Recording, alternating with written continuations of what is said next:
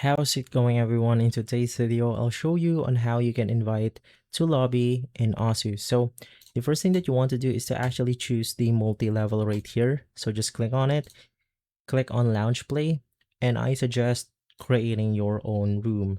So in here, I'm just going to set everything as normal.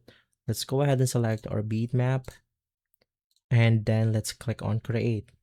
Once inside, let's go ahead and add some people. So to do that, you then want to click on the dashboard option, which is going to be this one. And simply inside, you will then see all of your friends right here. So it's as simple as right clicking on the user.